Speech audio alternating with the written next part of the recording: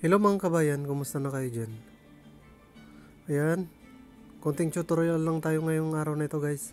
Kung paano mag-download ng application ng eGov.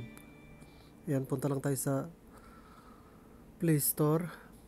Ayan, search po natin eGov PH. Okay, ayan siya guys. Ito yung logo nyo sa taas. Click lang natin ang install. Ayan. Wait lang natin ng konti. Ayan, installing na siya guys. Ayan. Open natin guys para makita natin yung interface. Ayan no.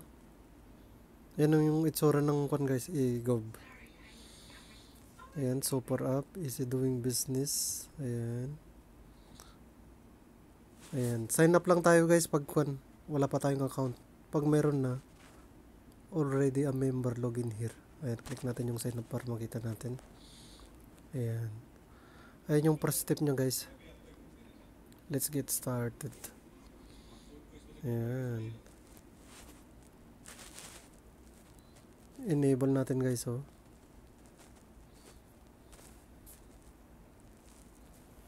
Continue.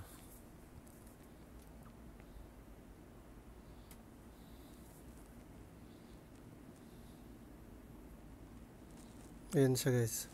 Tapos pasok natin yung para makaroon tayo ng step 2. Yung code.